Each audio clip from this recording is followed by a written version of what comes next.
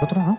Entonces, gracias por venir a este meetup que hemos llamado VoiceX Meetup y que, como veis en la presentación, pues tiene un Season 01, episodio 01, ¿no? Como las series del Netflix, porque vamos a hacer durante esta temporada muchos episodios. El primero se llama Fundamentos de la voz y el diálogo, y ahora explicaremos por qué este capítulo va de eso. Y como veis, VoiceX Meetups es una iniciativa de Singular y de PS21. Y además es una iniciativa en la que participan otras empresas que están un poco más pequeñitos ahí, pero no porque sean menos importantes, sino porque, joder, la gente de cuando maqueta dibujos los ha puesto ahí. Pero justo hemos puesto una banqueta, entonces no sé si se ve, pero se ve que es Reason Why, que es un medio de comunicación, ¿no? Natalia, Reason Why es un medio especializado en marketing y publicidad, y Mau San Miguel, que pues todos conocemos Mau San Miguel, ¿no? Está aquí Alejandro. Entonces, os vamos a contar 4 cosillas súper rápido. Habíamos convocado a las 6, son las 6:15. No queremos retrasarlo mucho. Sabemos que la gente luego llegará tarde, no pasa nada. Pero bueno, vamos a empezar. Y vamos a empezar, bueno, pues dándoos las gracias por estar aquí y pidiéndoos perdón. Nuestro cachorrito os quiere pedir perdón porque a lo mejor hemos tenido un poco de lío con el tema de los que estáis dados de alta en meetup.com, ¿no? Sabemos que tenemos una plataforma que es meetup.com, convocamos por ahí y luego nosotros en Singular utilizamos Eventbrite para el control de acceso al edificio, saber qué gente pues está en el edificio por temas de seguridad, normativa, etcétera. Y entonces pues había mucha gente que tuvimos que decir, oye, no vale solamente que te registres en Meetup, por favor, regístrate también en Eventbrite. ¿Por qué? Si ya me di alta en Meetup, ¿no sabéis manejar Meetup? No, somos de primero de Meetup, pero tú por si acaso date de alta en Eventbrite. Entonces os queríamos pedir disculpas si alguno os ha hecho un lío con el tema este, no es por mala intención, esperamos que el siguiente lo hagamos un poco mejor. También queríamos pues daros las gracias porque al final todas las entradas que habíamos puesto pues se habían agotado. Sabemos que luego la gente falta porque siempre tienen una reunión a última hora. Entonces estamos pensando que a lo mejor pues para evitar que haya personas que se quieran inscribir y no puedan, lo que vamos a hacer es un plan de fidelización que más adelante os contaremos. Y ahora teníamos Jacobo y yo una duda que no sabíamos si contar un poco por qué es necesario hablar de voz e inteligencia artificial. Y teníamos la duda de, a lo mejor hay que contar un poco, a lo mejor no, porque esto la gente ya se lo sabe, ¿no? Que la gente no se lo sabe. Entonces, sí, aquí un poco la pregunta es cuánto sabéis de voz o de, básicamente, de conversación en general. Digo, ¿sabéis mucho, poco? O sea, sabéis que existen los smart speakers, ¿no? Sabéis que hay inteligencia artificial con la que hablas y sabéis que Google te vende unos cacharros y Amazon te vende otros y además también está Siri de Apple. Todo eso no lo sabemos, ¿no? No hace falta que entremos en detalles. Pero teníamos ahí la duda de... Nos lo saltamos, entonces, no creo que haga falta. Bueno, pues estos somos Jacobo y yo, lo hemos puesto fácil, somos 2 tipos con barba, entonces no hay mucha duda. Yo soy Carlos Guardiola, soy el director de innovación de Singular. Y yo, Jacobo Pérez, el director de tecnología de PS21. Entonces ahí tenéis todos nuestros datos de contacto porque esto es un espacio abierto, es un meetup y si a alguno algún día se le ocurre una idea o quiere dar una conferencia en este espacio o le apetece que hablemos de un tema o tiene alguna duda, pues nos podéis contactar y lo organizamos tranquilamente. No hace falta que hagáis fotos porque lo vamos a compartir, no os preocupéis que esto va a estar ahí. Lo segundo que queremos contaros es que es VoiceX Lab. Esto es muy importante, sobre todo porque habréis visto que había un logotipo que era VoiceX Meetup, pero por encima de esto hay un organismo que se llama VoiceX Lab.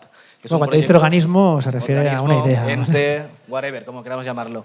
Básicamente nace una discusión que tenemos pues, a la gente de PS21 con Singular alrededor de todo el tema de la voz, de cómo se está llevando en España, de la penetración, de lo que la gente sabe, y queríamos crear pues esto, un ente o un grupo de personas que más allá simplemente de dar charlas y generar inteligencia, pues pudiésemos llevar este conocimiento tanto a escuelas, a modelos de publishing, etcétera. Con lo cual, este VoiceX Lab, que es como la marca madre, irá bajando distintos elementos de manera muy, muy orgánica, como podría ser un curso de diseño de voz en el IED, o podría ser un especial en Reason Why, o cualquier cosa. Pero básicamente lo que queremos es generar nuestra propia inteligencia, nuestro propio contenido, más allá de lo que nos llega sobre todo de Estados Unidos y de las grandes marcas. Y sobre todo, a mí en lo particular me parecía muy relevante más allá de la tecnología.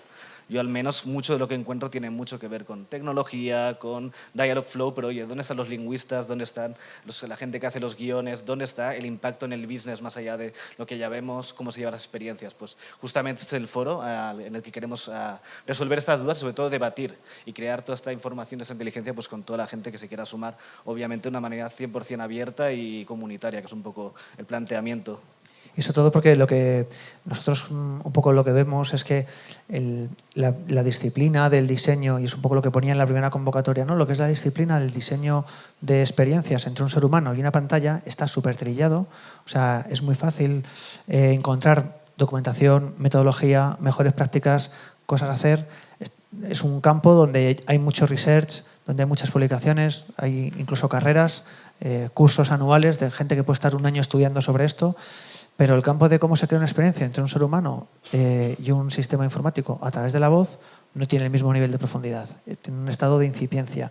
Aunque sabemos que hay asistentes robóticos, ¿no?, que tú llamas por teléfono y te atienden automáticamente desde los años 90, eso es un escenario del uso de la voz entre una herramienta de comunicación entre un ser humano y un sistema. Pues la inteligencia artificial masiva que se está casi comoditizando, ¿no? Todos llevamos un asistente personal en el bolsillo, pues es un escenario donde las personas cada vez están diseñando, las empresas, más experiencia, y el research o la documentación o la metodología o las mejores prácticas que hace falta para eso no es tan masivo y no está tan trillado. Entonces, queremos que este sea un sitio donde la gente compartamos experiencias, mejores prácticas y lo que hemos descubierto. Y para eso creamos este Meetup, ¿no? Está creado como, bueno, está puesto por aquí, ¿vale? Queremos ser el punto de encuentro de referencia para la creación, diseño e implementación de experiencias de interacción entre personas e inteligencias artificiales a través de la voz. Porque habrá otros canales y otra forma de hacerlo que no es que nos den igual, pero no queremos ser el punto de encuentro de referencia. Y que es un punto de encuentro de referencia quiere decir que casualmente esto lo hemos organizado entre PS21, Singular, MAU San Miguel y ReasonWhy, pero esto es un sitio abierto a cualquiera que quiera participar y, como os decía, si a alguno le apetece dar una charla o compartir lo que ha aprendido, pues tiene este edificio y este grupo para hacerlo. Tenemos un grupo de Meetup, que es ese de ahí, y tenemos un canal de Slack, porque no hay suficientes canales de Slack en el mundo, hay que crear más. Entonces, nosotros hemos creado otro, ¿vale? Entonces, ahí está abierto, el que quiera unirse para ver qué tipo de noticias estamos compartiendo, qué tipo de charlas estamos pensando organizar, o qué tipo de artículos nos parecen relevantes, o qué material hemos visto que nos ha gustado, pues está en ese Slack. Y si hay que publicar ofertas de empleo, lo que sea, pues lo típico de los grupos de Slack, ¿vale? Y tenemos también un código de conducta. Esto es un espacio abierto y, bueno, esto está publicado en nuestra web. Para nosotros es importante que todas las personas entiendan que esto es un grupo, una comunidad donde no toleramos ni fomentamos el acoso a las personas. Aquí es un entorno abierto donde todo el mundo nos respetamos, y es un código de conducta que es muy normal, y si alguien no está de acuerdo con él, pues no pasa nada, no tiene por qué estar aquí, se puede ir a otro sitio y todos están amigos, ¿vale? Entonces, como os comentaba, tenemos con nosotros en esta iniciativa dos partners, MAU San Miguel, que le hemos puesto Brewing Partner. No sé, Alejandro, cuéntanos un poquillo por qué MAU San Miguel está participando con nosotros. Vente aquí, tienes un micrófono. Un aplauso, por favor, para Alejandro. Pues, cuéntanos por qué es importante para MAU unirte con ser socio de PS21 y Singular. Bueno, nosotros en este caso estamos en un proceso de transformación digital. Dentro de nuestra hoja de ruta está el generar un centro de conocimiento que tenga que ver con inteligencia artificial y la voz. Pensamos que va a ser muy relevante de cara a futuro. Y bueno, lo que queremos es, pues como hacemos la cerveza, de una forma social, meternos en un grupo, ser el catalizador social, somos el Brewing Partner, obviamente, y también aprender y poder compartir nuestra experiencia en este sentido. Y bueno, estamos trabajando ya con Singular en alguna cosilla y ese era un buen foro para poder compartirlo. Pues muchas gracias, Alejandro. Un aplauso para él. Y también está Natalia de ReasonWhy. Hombre, tienes que salir, si quieres lo decimos por un aplauso. Cuéntanos, Natalia, porque para un medio digital especializado en marketing, porque es importante estar en ese tipo de sitios. Bueno, la voz yo creo que más que futuro ya es presente, lo decíais antes, está comoditizando, todos llevamos un asistente en el bolsillo y muchos de nosotros lo tenemos ya en casa. Entonces, para un medio de comunicación, al final hoy en día la gran variedad de formatos que existen son una oportunidad, una ventana abierta a entrar en contacto con una audiencia que cada vez está más dispersa en más canales diferentes. Entonces, bueno, pues Reason Why al final lo que hace es tener una web que es un poco la espina dorsal de todos los contenidos que publicamos, pero luego también pues tenemos un podcast en Spotify, tenemos píldoras de información en Google Home y en Alexa. Obviamente el tema vídeo pues ha sido un poco el camino que hemos seguido para llegar hasta donde estamos hoy. Pero el tema de la voz es sin duda la gran apuesta para este año y obviamente todo este tipo de iniciativas las apoyamos. Haremos cobertura de todo el conocimiento que se genere en estos encuentros, tanto en Madrid como en otras ciudades de España donde vayamos, y podréis leer información y tener recursos de todo lo que generemos aquí en nuestra web. Así que un placer, muchísimas gracias y bueno, pues espero que os sirva de mucho. Pues muchas gracias, Natalia. Vale, entonces, como os decía, este es el primer Meetup Season 01, episodio 01. Va a haber más y estos más que va a haber tienen que ver con estas tres líneas. Hay tres líneas de debate, conferencias y conocimientos. Unas van a tener que ver con el diseño de experiencias. Rocío, la foto era blanca, no se ve. Le hemos estado eligiendo las fotos una a una y esta era muy bonita, pero no pasa nada. Es un ejemplo de arquitectura muy bonito. Entonces, uno de los canales de contenido que vamos a tener va a tener que ver con cómo se diseñan experiencias, con lo que se llama Conversational UX. Ese va a ser un ciclo. Entonces va a haber 2 conferencias, y aquí a verano 2 conferencias van a ser temáticas sobre Conversational UX. La segunda parte tiene más que ver justamente con lo que es las marcas, las compañías y el marketing. Un poco, años hemos visto cómo las marcas han entrado a conversar de manera primero pues bidireccional con todo el tema del social media. Pues bueno, ahora llega el reto realmente de tener una voz, y ya no solo una voz con la cual hablar, sino una voz con un timbre, con una tesitura especial. Entonces lo que veremos en primer lugar es cómo esos valores, esa actitud y ese voice de marca se puede llevar a un escenario de conversación, y luego cómo sería esa voz. Y finalmente, pues ¿cuál es la experiencia de marca? ¿Es business? ¿Tiene que ver más con experiencia? ¿Tiene que ver con commerce? Y básicamente jugando para luego, obviamente, todo este conocimiento que iremos sacando, tanto a nivel técnico como a nivel de marketing y diseño, llevarlo a los talleres, donde ya a nivel más hands-on, con manos en la masa, llevarlos de una manera mucho más práctica. Eso es, en los talleres lo que vamos a intentar es que haya una conferencia sobre Conversational UX, una conferencia sobre Brand Identity y luego un taller práctico donde podamos aplicar lo que hayamos hablado en las sesiones anteriores a ponernos manos a la obra. Entonces, tenemos aquí un calendario de contenidos donde veis que tenemos una serie de contenidos previstos desde hoy hasta julio.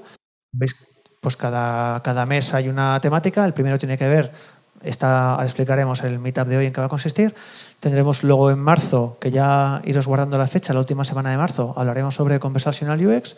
En abril tendremos la primera conferencia de Brand Identity y en mayo tendremos un taller. Junio Conversational UX, julio Identidad, y en julio, a finales, antes de verano, antes de que nos vayamos a la playa, estemos haciendo las maletas, intentaremos hacer un taller de fin de semana donde apliquemos todo lo que hemos hablado durante las anteriores conferencias. Entonces, esto es la soga al cuello, ¿no? Nos hemos condenado a cumplirlo, ¿no? Entonces no pasa nada porque luego lo tendremos que hacer. Y luego todo esto se acabará en un congreso que haremos en otoño. Sí, justamente un poco la idea, si hablamos en todo momento de conocimiento, inteligencias, ok, ¿qué hacemos con toda esta información, con todo el debate, con todos los insights que nos deis, que creemos aquí? Pues obviamente queremos que esa inteligencia o esa información hay que llevarla a un papel o a un documento para compartir de manera 100% abierta, y a un evento en el que realmente pues, poder exponer todo lo que hemos ido aprendiendo y todo lo que esta comunidad ha generado. Entonces, una de las ventajas que podéis tener si sois personas disciplinadas que reservan las entradas en Eventbrite, si vienen... Roberto, no te rías, tío, esto es importante. Si sois disciplinados, entonces, si venís a los eventos, las entradas del congreso saldrán gratis. Si os apuntáis y luego no venís, pues entonces mala suerte. Tendréis que pagar por la entrada, ¿vale? Pero es una forma un poco de que seamos un poco respetuosos con el control del aforo. Este edificio, pues aquí tenemos espacio para 100 y pico personas, pero si hay gente que no se puede venir porque una persona dijo que vendría y luego no viene, pues está perjudicando a la comunidad. Entonces, pues lo que haremos es que los que sí sean respetuosos pues tendrán entradas gratuitas para la conferencia. De cara a la conferencia iría muy bien tener muchos más partners ahí abajo. Sí, bueno, ya. Estamos ahí. Vale, entonces, ¿qué vamos a hacer hoy? Y ya terminamos la presentación. Esta presentación ha sido un poco para introducir a qué habéis venido, cuáles son los planes que tenemos, daros visibilidad de lo que va a ocurrir. Y hoy tenemos una primera conferencia. Entonces, en la conferencia vamos a compartir 4 píldoras muy sencillas de un research que hemos hecho en los marketplaces de skills. Vamos a tener una conferencia con nuestra amiga Alisa, que además es una conferencia en inglés, pero ya estabais avisados, ¿vale? Lo ponía en la convocatoria, entonces es en inglés y subtítulos, así que estabais avisados, ¿vale? Y luego tenemos la conferencia de Óscar Gómez, ahora os presentaremos. Óscar también va a hablar sobre teoría de la comunicación. Tendremos un pequeño debate, preguntas y respuestas, y luego tenemos networking. Aquí detrás de la cortina tenemos pues un espacio para tomarnos unas cañas tranquilamente. Entonces, ¿por qué pensamos que es importante empezar por lo que hemos llamado los fundamentos? Pues porque, al igual que cualquier persona que hable castellano no puede ser profesor de español como lengua extranjera, porque hablar el idioma no te habilita para ser docente, te hace falta más cosas, te hace falta conocer no solamente te hace falta hablar el idioma, tienes que saberte la gramática, la fonética, la ortografía, la sintaxis, la semántica, y además tienes que saber enseñar. Entonces, saber castellano es necesario, pero no es lo único. Saber hablar con la gente no es lo que te habilita para crear experiencias de voz. Porque hay un montón de cosas que no conocemos, pues simplemente porque hablamos no quiere decir que podamos diseñar diálogos. Entonces, lo que queremos hacer en las conferencias de hoy, tendremos a Alisa, que nos va a hablar sobre la voz como herramienta, ¿no? Ahora cuando la presentaremos os contaremos que Alisa es profesora de actores, de conferenciantes, de empresarios, y les enseña a utilizar su voz como una herramienta, que es lo que vamos a hacer cuando creemos experiencias entre personas e inteligencias artificiales. La voz de nuestro speaker o de nuestra inteligencia artificial es la herramienta que la marca o el negocio va a tener para conseguir sus objetivos.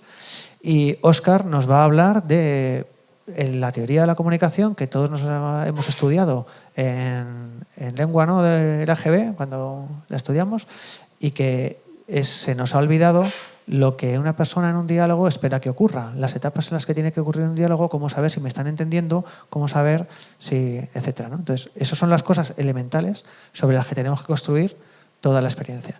Luego haremos un debate mesa redonda y luego nos tomamos las cañas.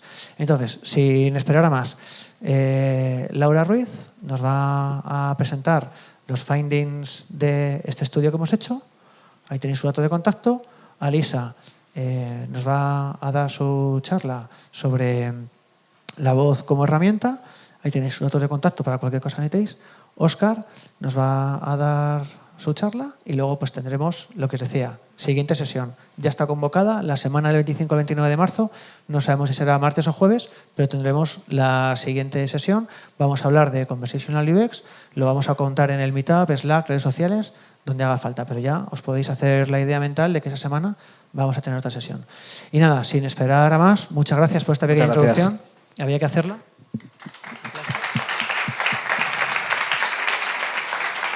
Y ahora, Laura, pues nos cuentas.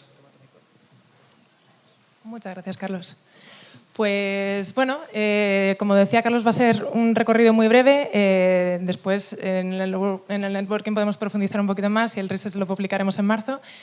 Como sabéis, la voz como interfaz se lleva utilizando mucho tiempo, pero estamos en un momento en el que la tecnología se está adaptando cada vez mejor al ser humano gracias a los avances en el procesamiento del lenguaje natural, y eso está dando nuevos casos de uso y nuevos modelos de negocio. ¿Qué indicadores tenemos para concluir esta información?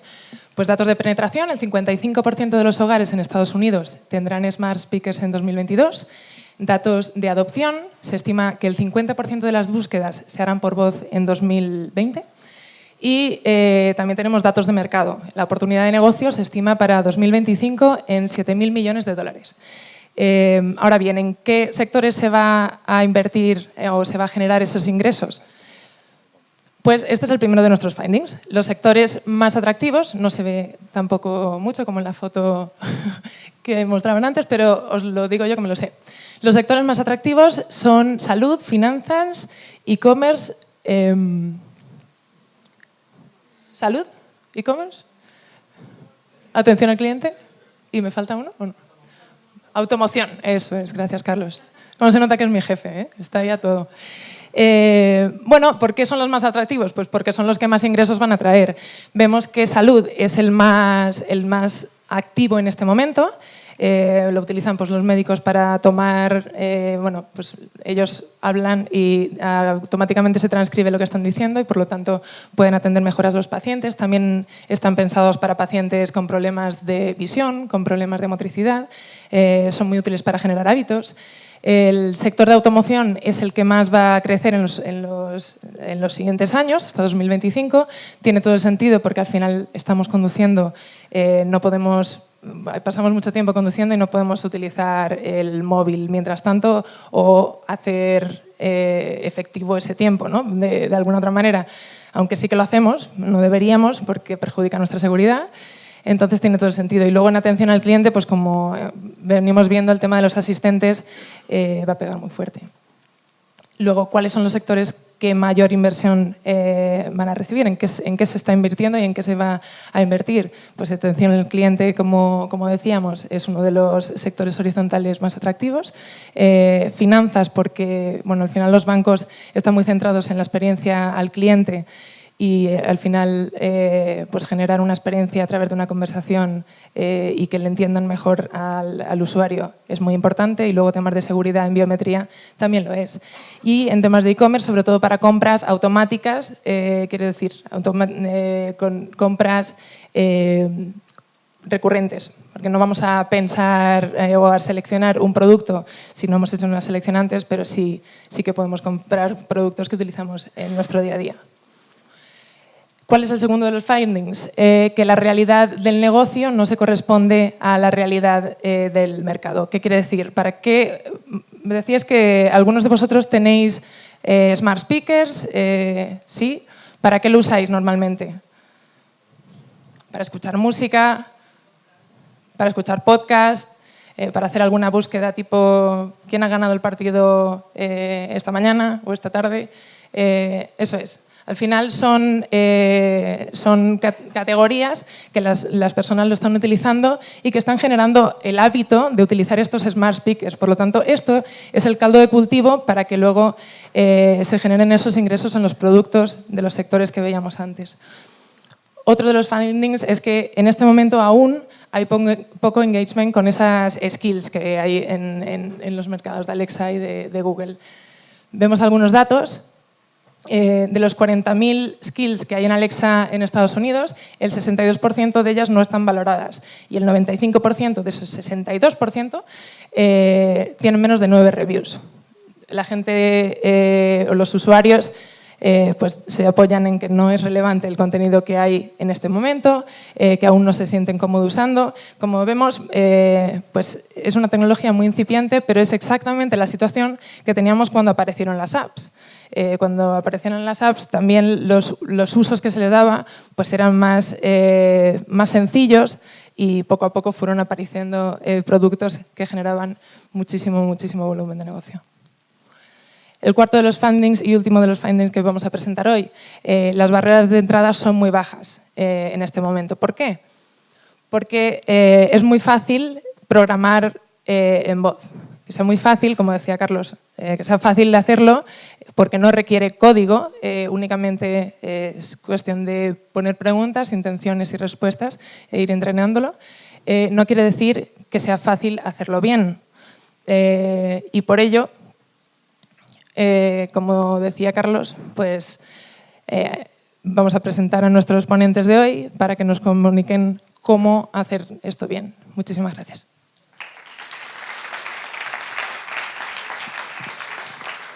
Bueno, sentimos que no se hubieran visto las slides con los findings, pero no os preocupéis, porque como vamos a subir el PDF con los datos, pues ahí lo tenéis, no os preocupéis, ¿vale? Entonces, lo primero que vamos a hacer es dar paso a nuestra amiga Alisa y... Vaya, por Dios. Teníamos aquí el Chrome con su URL... Vale, entonces, so this is Alisa. We are switching to English because, as we said, this is an English talk. So please, Alisa, join me on stage. Oh, what happened? Okay. hear me. Yeah, we But can. now you can really hear me. All right. Thank Please. you. So a warm applause for Alessia.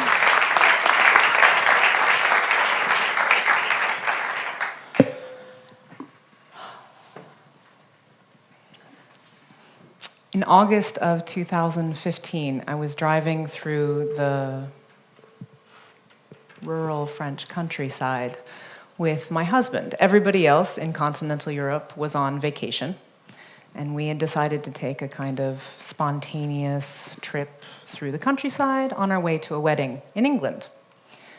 We had just recently moved back from the United States. We didn't have our European bank credit card set up. We didn't have European phones. We hadn't thought to bring a map. And when the gas light on the rental car binged on, we thought, oh, get off the road, go get some gas, get back on the road. And we found ourselves at a toll in the middle of the rural French countryside in August. And the machine didn't take our bank cards. We didn't have any cell phones, and we didn't have any way of getting back on the road we had come off of. All we had was a little antiquated-looking speaker and a red button that said, "Poussez pour assistance." That's all the French that I know. So imagine the general anxiety that came when we found ourselves in this situation, and we had no recourse but to push the button, sure that nobody would answer, or if they did, it was going to be some automated system with unhelpful options, and we would be as isolated as ever. So imagine our extreme relief when a person answered and ended up being able to help us. But the point of that was that not only was he able to lift the gate, understand what we needed, show us tell us where a gas station was. It was that feeling of, oh, a person. I'm saved, a real human.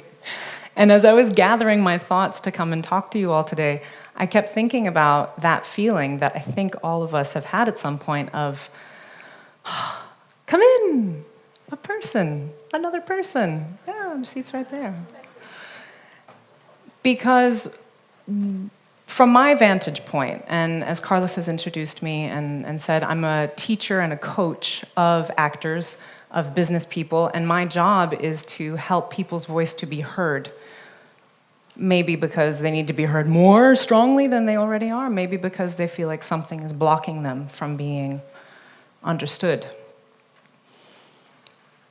From that vantage point, when I think about why do we use the voice in the first place, what is it for, all I can really boil it down to is to move another. We want to be able to make an impact. It's an actor's rule. Are you influencing your scene partner? Are you influencing? Are you landing your thoughts on your audience?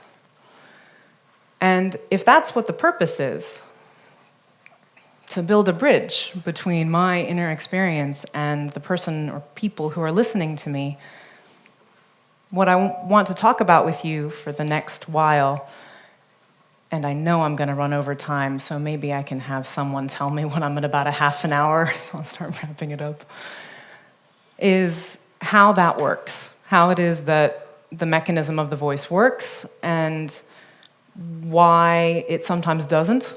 What is it that goes wrong already just between humans? That's my bread and butter. That's what I do on a daily basis, is I think about and I help people with what is going wrong when that doesn't work out for them. And the part that I'm most excited about, because it's what I don't know, are all of the questions that I've brought with me. And I think, and I imagine you already have plenty of questions of your own about voice user interface or about the voice itself, or I was just chatting with some lovely people right before we started, and their questions already get my brain spinning. So I'm going to try to keep those questions to fields and not go into too much detail. Hopefully there can be some lively debate afterwards. That's the map of what we're going to talk about, and I'm going to talk about. And where I can start to get us all on the same page is that bridge that I build that is from the inside of me right out to you is because the voice is completely physical.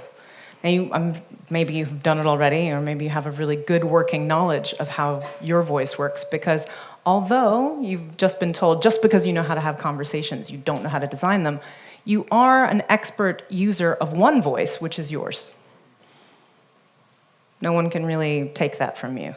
What I would love is if you would just take 10 seconds and think about if an alien designer came from outer space and said, I'm making a human. Would you please, in a few simple steps, tell me how to make their voice? How does it work? And then you can turn to the person next to you and take another 10 seconds and share whatever it is you think you've come up with. I'll just raise my hand like this when I think enough time has passed, and then you can give me your attention again. So how does the voice work from what you already know? And you've thought of something, just turn to the person. You might not know them. You could say hello, and that would be all right. And you can share in your native language how you think the voice works. So go ahead and do that just amongst you. Figure it out yourselves and see what you come up with. No one wants to talk with Oscar. You should talk with them if you don't have someone to talk with. You are just under The lights. no, the lights no. Ah. There's a speaker there, so maybe you can move. Where do I need to be? Yeah, that way. here. Yeah, because that way te estás The acoplando feedback. un poco. Feedback from the Perfect. speaker. So don't cross over here. No, I think the volume is good, but you are just under a speaker. O sea, As well. no debería cruzar aquí. Sí, más o menos, ¿no?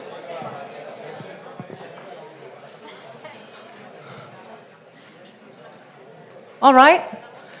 Well, you talked about something. I got talked to about where I wasn't allowed to stand because there was feedback. That pretty much shows you the level of my awareness of technology around me. Whatever it is you said, I'm fairly certain you have some idea of how the voice works in a recognition sense. You know what happens, at the very least. You know the result of that. So what I want to take us back to is the beginning of it. And it always starts with some kind of electrical impulse in your brain that uses a variety of scientific sounding areas of the brain that you can also look up online, and channels that down into your body. Now that electrical impulse, I would like to humanize a bit and call your desire to communicate. It's your impulse. You have some kind of a need to say something. And everybody has this. Across every nation on the planet, every person who's ever born, they're born with this intense need to share what's happening in here. And it's life or death when you're born. You come into the world screaming for a good reason. Help me! I need you to help me. I can't do it by myself. So once that impulse happens, it goes right down the whole length of your spine and activates all of this different breath musculature. It's like a ballet. It's so intricate. And all of this is involuntary. And you might have thought of some of your breath musculature. You might have thought of your lungs, perhaps, not a muscle, just your organ. But I'd like you to have an awareness of your own diaphragm. Have you heard the word diaphragm? Maybe. It's here in your own body where the ribs go like that. So you can, if you want, no requirement, you can just touch where your ribs separate and start walking your fingers all the way around your body. Can you see me? If you just follow your rib cage all the way around to the back, you've just touched your entire circumference of your diaphragm. It's a muscle that stretches across your body. And when that impulse comes, whoosh, down goes your diaphragm to let the air in.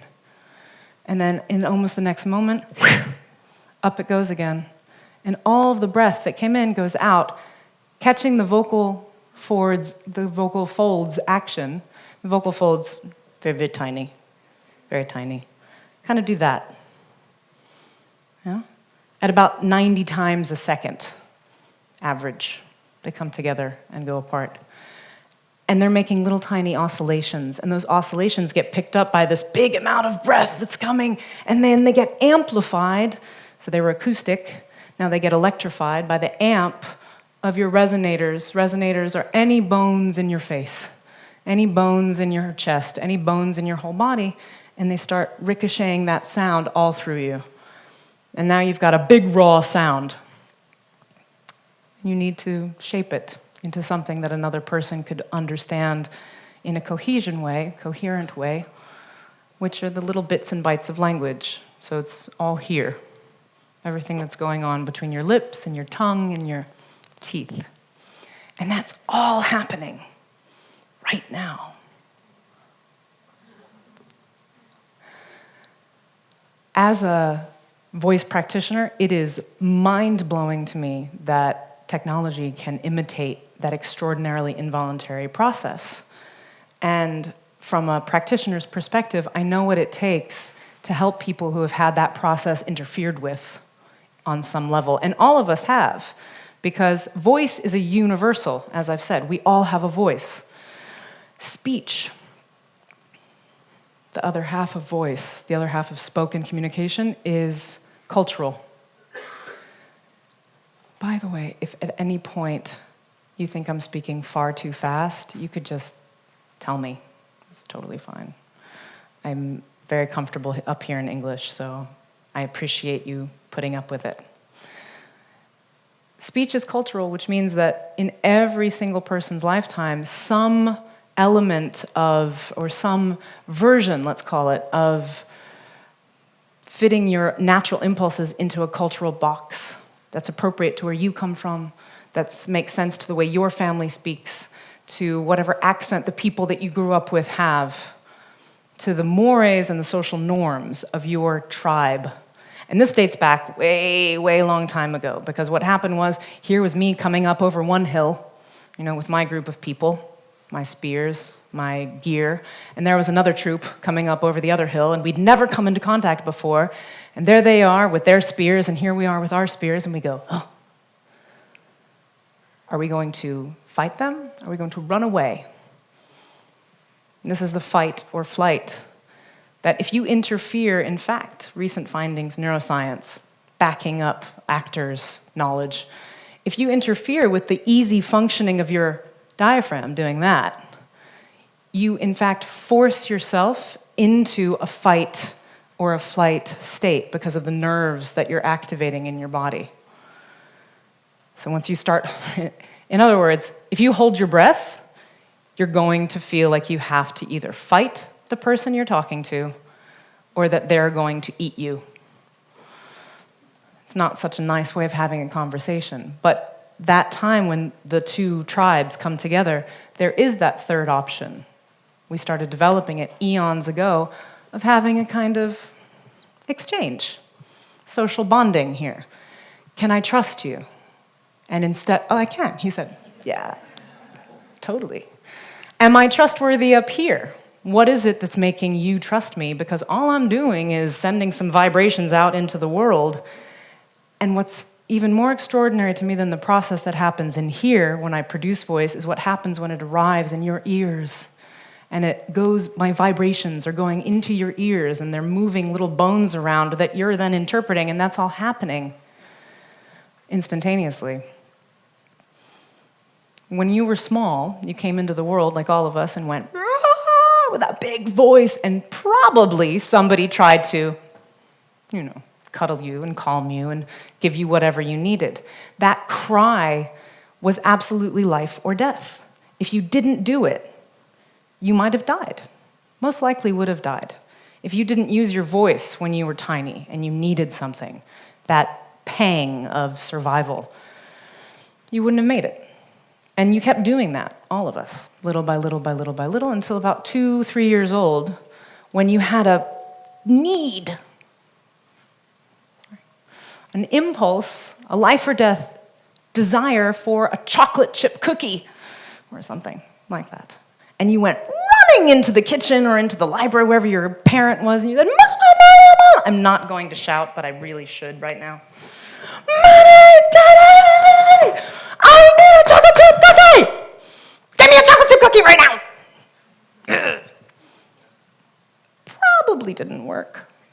Your parent probably went, we don't give chocolate chip cookies to little girls or little boys who don't say please, or who shout, or don't use their inside voices, or the variety of things that are said to little people. And so the little person that you were, that I was, we went away and we went, now what? Didn't get what I needed. My inner experience that I shared freely, it didn't get met. The next day, because we're very fast learners, maybe the same thing happens. That didn't work yesterday. How will I make it work? And we reroute that impulse through these muscles. These muscles, you know. Here, that diaphragm. Mommy, Daddy, if I ask really nicely and I say, please, could I maybe have a chocolate chip cookie? And you get 2 or 3 or whatever. You get congratulated, and this happens the rest of our lives, and this is acculturation. Any kind of culture giving is going to be about restraining the unfiltered response that we're all living with. So there's quite a lot of that I'm very grateful for. But I'd like to share that in my work, what I'm often called in to help with is when people have the impulse to communicate something, but because they have, for various reasons, gender roles, what's polite, you know? What is culturally acceptable? What is culturally clear speaking? I've worked with a lot of people who say, well, I don't pronounce this word properly, not just in foreign languages, but in their own. When I was working more and more with actors, I often got called in for an accent elimination or accent reduction, which is very confusing to me because you can't not have an accent. Everybody's from somewhere, you know? Even if you're playing a made-up character in Avatar, they all sound like something. They're from that place, Avatar Land, I can't remember the name. So when I'm called in to help, it's about, I have something to say that is getting stuck on the way out. And the most often, or I think the most relevant to what you're all hopefully thinking about, is when it's an intimate something. And intimate doesn't have to be private. This is a big question I have, I hope I can return to later. Intimate has to do with the fact that you're using your entire self, and you're communicating your entire self at all times. But somewhere along the line, that's not allowed. The emotions of it are not welcome. The force of it is not welcome. And the life or death part of you communicating has been made much, much, much smaller. So that when you want to be more impactful, when you want to use your voice for the purpose that it is designed for, to make an impact on other people, to move them, you find like you can't get there. They don't trust you. They don't believe you. They don't buy it. How am I doing on time? Well, how the voice works. That's the voice. Speech is cultural. If you, again, were to look up on Wikipedia, what are the elements of speech? You would find things like, en castellano también, o sea que los elementos de la dicción, de la articulación, like a vocalization of speaking, of speech, what are they? Anyone want to shout out what you think the voice and speech part, what's speech made up of? What do you need for speech? Any ideas? I know you know. I'm just speaking too fast in English for you to join in. That's all it is. Grammar would be an element of speech. Thank you for starting that off. Other elements, yeah. Your tone, or your, and I pronounce it timbre, but timbre, right? The quality, the character, the texture. Other things that come to mind? Your volume. Your volume. I just did pitch with volume. Your pitch, right? Anything else? Speed, pacing, the meaning. I am going to assume you might mean intention. Okay. Ah, yeah, how do I say this? Oh, that's not what I meant. That's a fascinating thing. When what you think you want to say and it comes out and then you hear it and you go, no. That's a sign to me that we don't think in language. We think in thought. And then it has to get translated through this whole process that I described. And how do I put this into words? It has to be put into words. Tone, rhythm, pacing, volume, grammar, lexical sets, word choice, all of these things, yes, are very much a part of speech. I would like to draw your attention to the music of speech, to what in English is called prosody. Yeah. It's the song of it. It's what makes Italians really recognizable, even if you're speaking in a different language. Right? It's my people. It's what my friend noticed in my 18-month-old son the other day. He's like, he already sounds American, you know? He's not talking yet, okay? He's got like 2 words that he got. That's it. But she can tell from the way he's got my song. And that has a lot to do with tone and pitch and intonation and volume and the way you use volume. Often in America, we use it to get your attention. That's the only way we know to get your attention. And something that is called, in acoustics that you mentioned, spectral characteristics, which I love the sound of, the texture. And with your prosody, we understand, and we translate immediately being sarcastic, being ironic, not doing so well today. All of this, let's call it paraverbal information. And no one has brought up or said anything that has to do with the body, because there's a lot of that as well. When we speak, nonverbal communication, well, a lot of that is what I've just said about the song, but your voice is your voice in large part because your body is your body. Nobody's voice is ever going to sound like that. I sound just like my mother, depending on the moment. I often hear that and then try to say it a different way. You know, that's my choice. That's my privilege. I get to change it once I've heard it. If speech is cultural, this is maybe the point where I can turn a little bit the page to my questions. Because, where do I start? When I first heard about voice user interface as a user, as a person who's not involved in the making of any of this, it was about a year ago, so not very long ago. I guess that's a thing. Yeah, totally. And I started thinking about when the voices that tell me what to do or give me guidance or help me don't sound anything like me. At the beginning here, there was a code of conduct. We don't discriminate against people based on their gender, their ableness, their origin, their sexuality, their sexual orientation, or the way they think they want to be sexually orientated today. Like, we don't discriminate. Okay. Listen to the voices that are already out there that dominate in the world, and you will hear a kind of standardization. And that's come about from some sort of power structure. So when you design a voice, here's a question, how much does it have to sound like the community it serves? To what degree? What do you have to pay attention to inside of that prosody, inside of the speech elements? How culturally sensitive, how culturally acute do you need to be?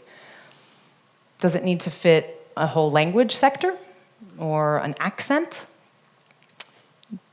How much of an accent?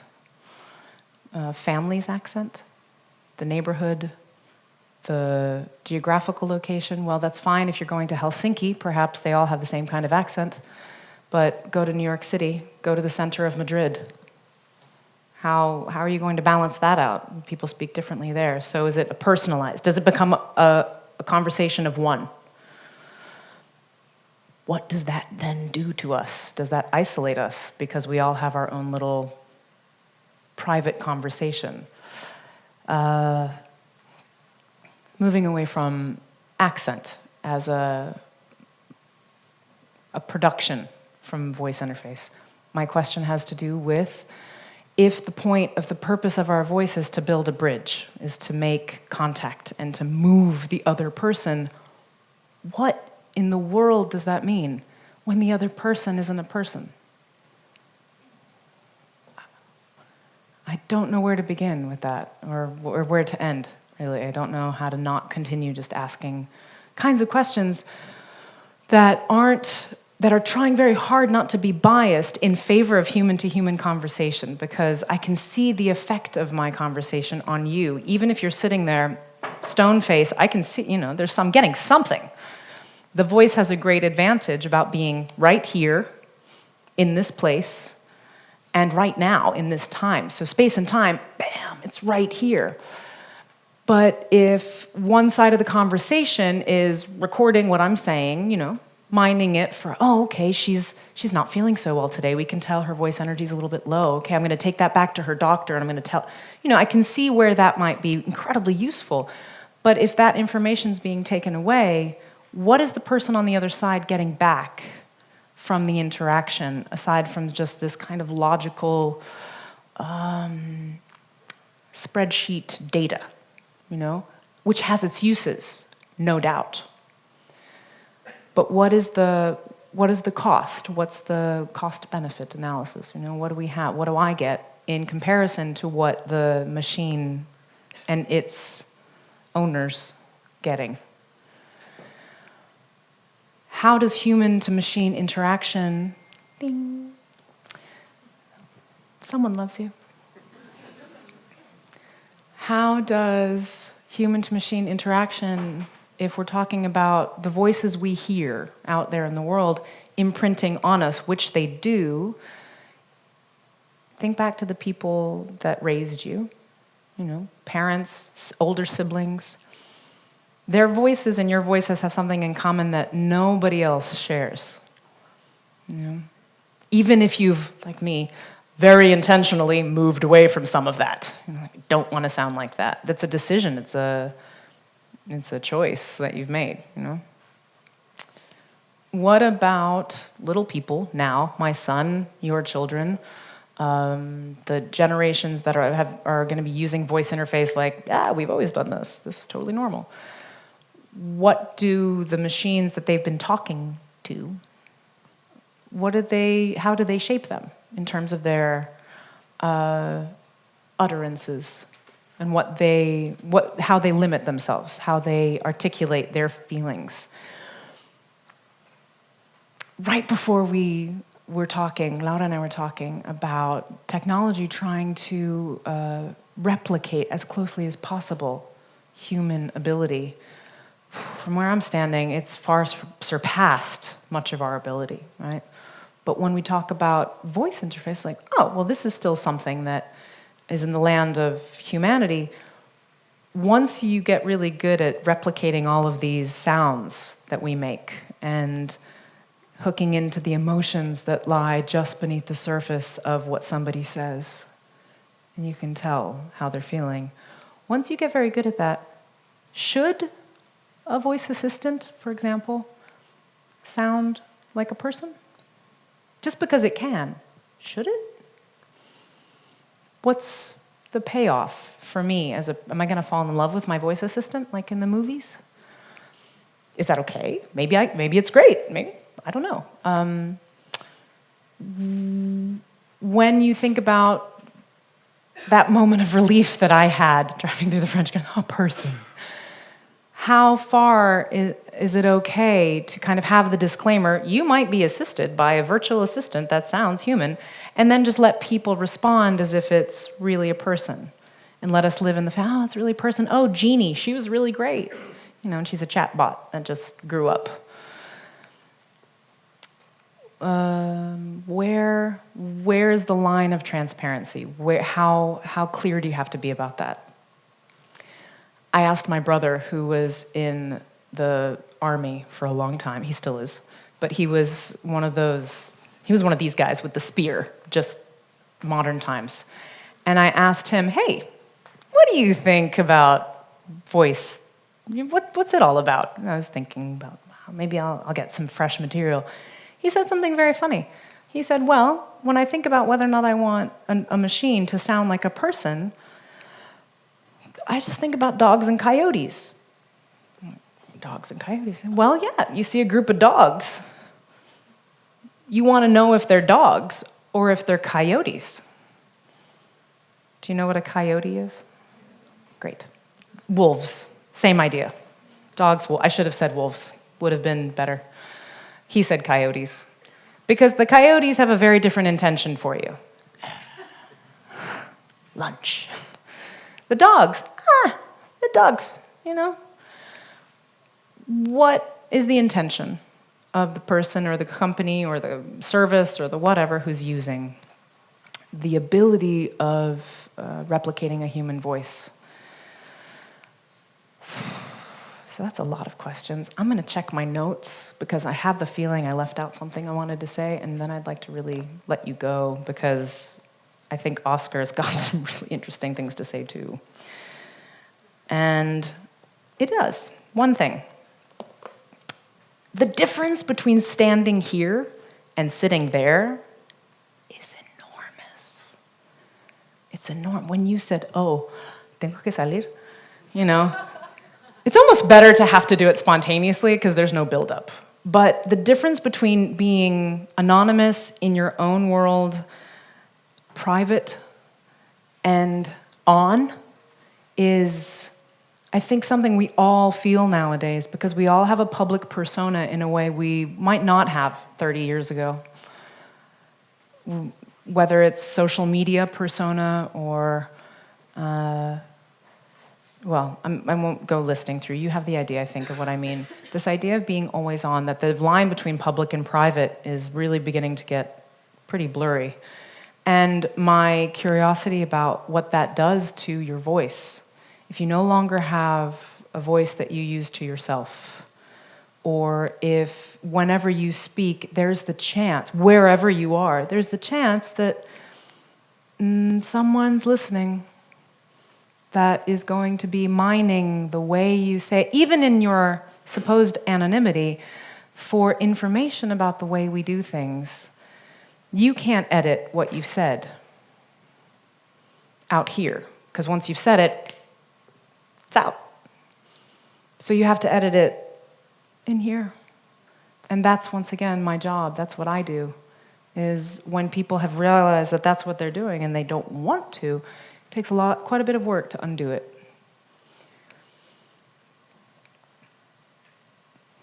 Your voice is personal. I think when you speak to your lover or your child or the bank teller who won't help you, who's across the table from you and just, you know, some person who has decided they're not dealing with you. There's a very personal reaction there that comes out of your voice in a very particular way. That intimacy is a cherished human quality by me. And when I think of my son, who's learning words, like I said, I speak to him in English, my husband speaks to him in Catalan, we speak in Spanish amongst us, our friends are Portuguese, you know, it's a mix. He loves anything that bounces or can be kicked or thrown or caught. I call it a ball. My husband calls it a pelota, fairly same. And he calls it a balala, which I think is a charming word. It's very kind of you to laugh. And I want him, I think any parent wants for their child, the things that only he can say and come up with to be free and coming out of him is lifelong. And that I hope what I've been able to share with you are some of my admiration for and excitement about this tool that you already have and use, and I'm sure you have ways to go to understanding it for your purposes, whatever they may be, but that at the base of it, it does for my son, for his life, and your children, that thing that it did for me in the French countryside, which was take you from an isolated place where you feel disconnected and you can't affect the world because you're stuck, and it can move the people that it needs to move, or at least try to. And if you have any questions or thoughts, will you please write them down or make a note of them somehow before Oscar gets up and just wows you with all of the things he's going to say, because he's going to speak in Spanish and it's going to be a lot easier for you and you're going to forget. But thank you so much for your time.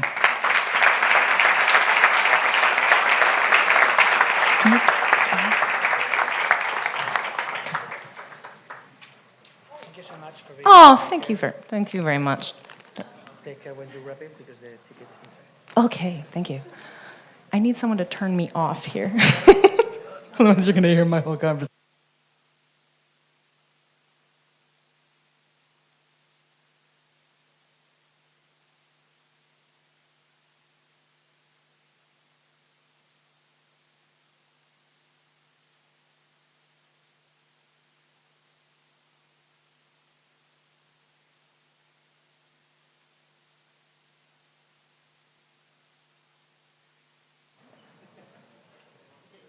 Bueno, muchas gracias, Alisa, por la conversación. A ver si el micro no se me oye.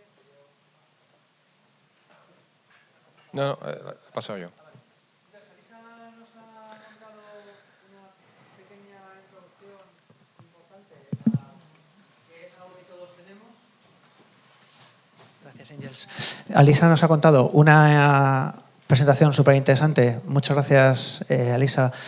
Sobre una herramienta que nosotros tenemos, que es nuestra voz, que utilizamos para una serie de cosas y que nuestros usuarios o nuestros sistemas también van a tener que tener. Cuando tengamos una experiencia interactiva a través de un canal de voz, la persona que la utilice va a tener una voz, va a querer conseguir unas cosas de nuestro sistema y nuestro sistema va a tener otra voz y con esa voz se va a comunicar con un ser humano. Entonces, lo que vamos a hacer ahora, nos va a contar Óscar, nos va a hablar de cómo se produce, ¿no?, ese uso de la voz entre personas o entre sistemas, y después tendremos una pequeña ronda de preguntas y debate. Entonces, si os parece, hacemos las dos charlas y luego pues las preguntas que tengáis las concentramos todas, hacemos un poco de debate y así lo hacemos todo de seguido, ¿vale? Para no parar mucho. Entonces, muchas gracias, Óscar. Un aplauso para Óscar.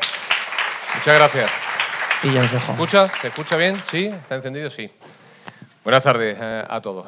Bueno, en primer lugar, agradecimiento. En primer lugar a Alisa por repartir esas buenas vibraciones, for spreading those good vibrations to the audience.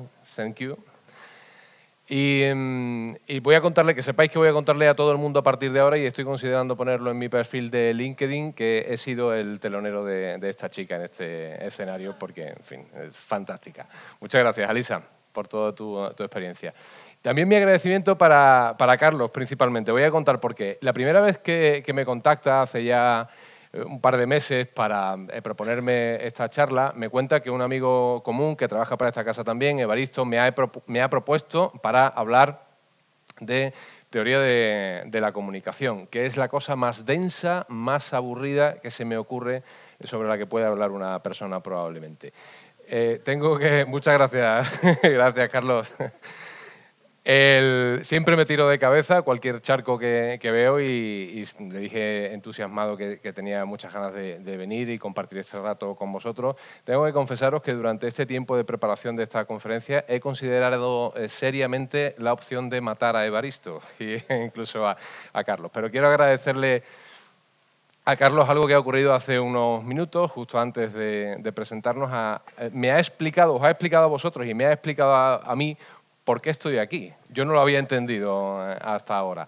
Vengo a hablar de teoría de la comunicación, pero principalmente de la medida en la que vais a poder utilizar algunas de las cosas que ya sabéis. Yo no vengo a contaros nada nuevo ni a pontificar sobre nada, simplemente a pasar por encima de algunos elementos que tienen que ver con la teoría de la comunicación para que los incorporéis en vuestra vida cotidiana y en vuestras profesiones. Si estáis aquí es porque tenéis algún tipo de interés en lo que tiene que ver con la voz en particular y con la comunicación en general. Y Carlos decía precisamente eso, ¿no? De lo que se trata es de analizar cuáles son todos los elementos que intervienen en el proceso de la comunicación y cómo podemos incorporarlo a esa acción. A esta conferencia, a esta charla, la he titulado Teorías en crisis de la comunicación porque evidentemente todo está cambiando. Lo primero que vamos a hacer es muy previsible. Yo creo que en todas las clases del mundo en las que se empieza a hablar de teoría de la comunicación siempre se utiliza el mismo esquema, que es este que vamos a ver a continuación. Emisor, hay unas flechitas en medio, no se ven, emisor, mensaje, receptor.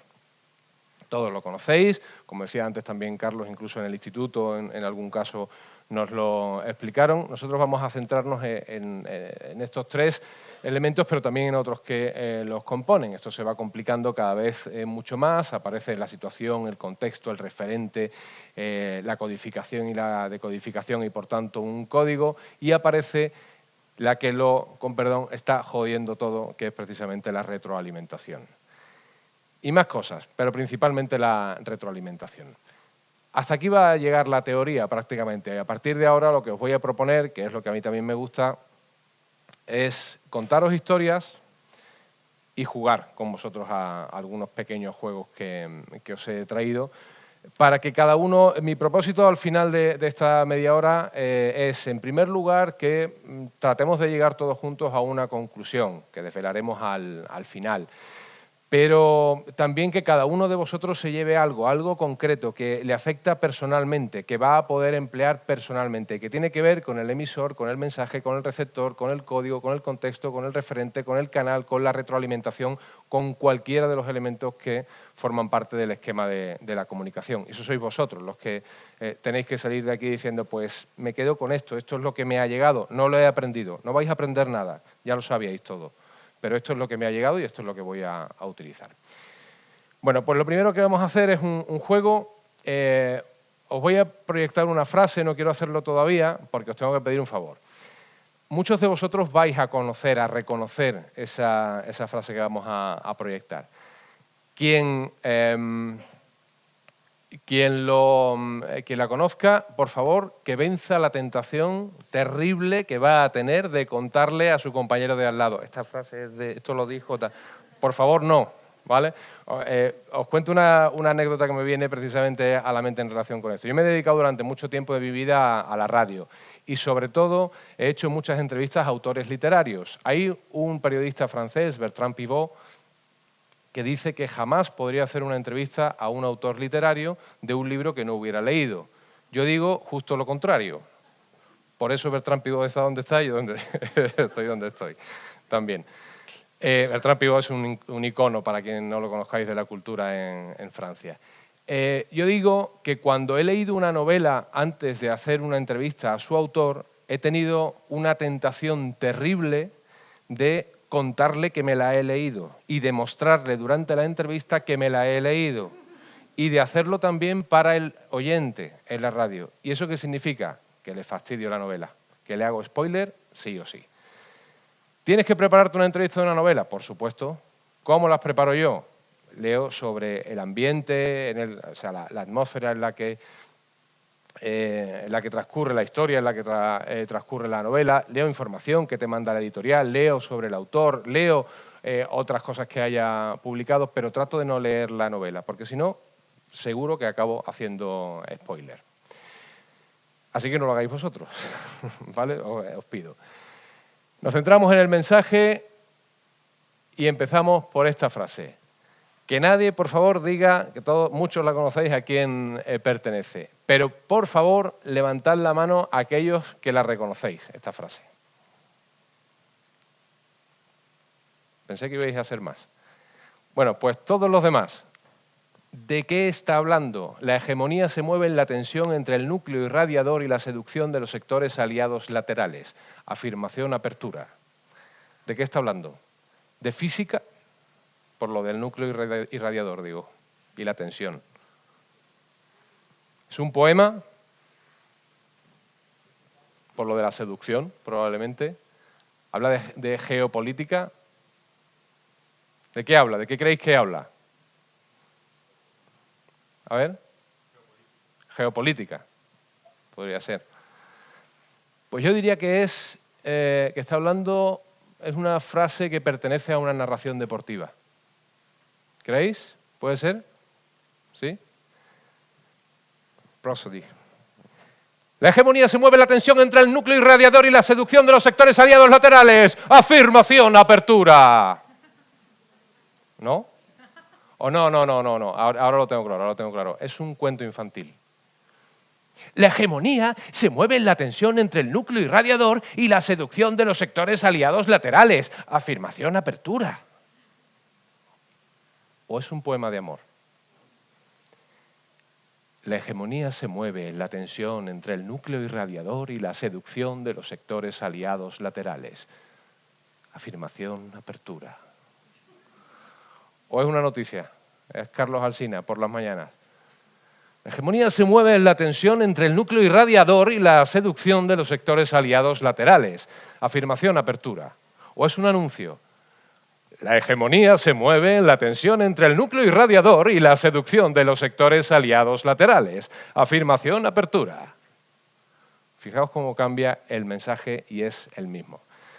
Os voy a desvelar, para la mayoría que no lo sabéis, de quién era, os va a sorprender para quienes no lo conocéis, de quién era este tuit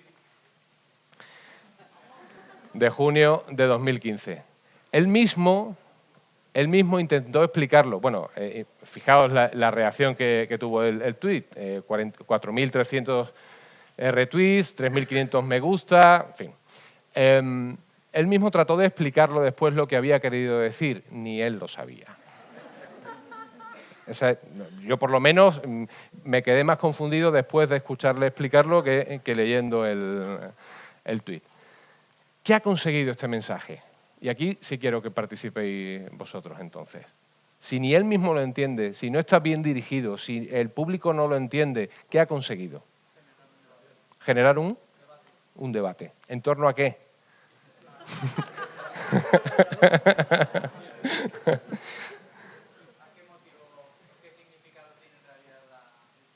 Correcto. Es un mensaje que para mí no tiene ningún contenido, yo no soy capaz de entenderlo, él mismo tampoco, yo no soy capaz de entenderlo, pero ha generado notoriedad y ha generado un debate. Y probablemente lo ha posicionado también como un intelectual. Está tan arriba que no somos capaces, el resto de los mortales no somos capaces de entenderlo. Por tanto, es un mensaje que no sé si está bien dirigido, que no sé si ha utilizado el canal más adecuado, pero que ha surtido un efecto que ni siquiera sé si es el que estaba buscando, que es el de generar ese debate y esa notoriedad. Íñigo Errejón. ¿Conocéis este programa? Se llama, solo se emite en Internet, es un juego de palabras, Between Two Ferns. Ferns es helecho en inglés, ¿no? Las plantas, en lugar de entre between two friends, entre amigos, entre dos helechos. Es un programa, ¿no lo conocéis? ¿Nadie? Algunos sí.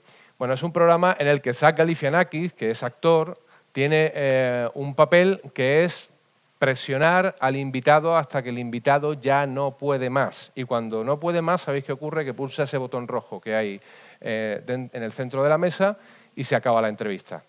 Hay como unas 30, 35 publicadas en Internet, todas tienen una duración distinta porque hay invitados que aguantan 20 minutos, hay invitados que aguantan 1 minuto y se van de la entrevista. Solo se emite en Internet. Ocurren cosas como que Bruce Willis no contesta ni una sola de las preguntas. Se convierte en un tipo muy desagradable, Galifianakis, durante la entrevista. Está todo guionizado, lógicamente, pero hay mucha presión, hay mucha tensión sobre el invitado. Justin Bieber se levantó a pegarle a Galifianakis. Y sin embargo, sorprende ver a Obama, sorprende verlo en un programa como estos, ¿no? ¿Cómo es posible que acepte el departamento de prensa de la Casa Blanca, los asesores en comunicación, cómo es posible que acepten acudir a una entrevista en la que saben que van a vapulear? Le llama imbécil durante la entrevista, Galifianakis a Obama.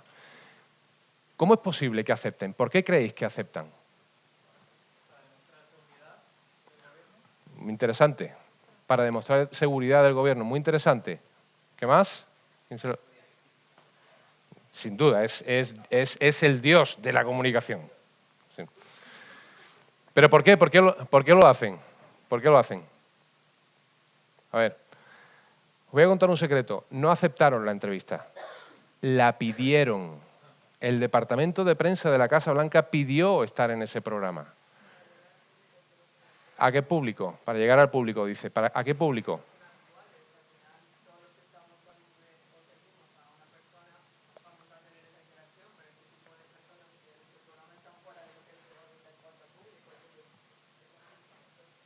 A Errejón no lo leía nadie en Twitter, a partir de ese momento empezaron a leerlo en Twitter.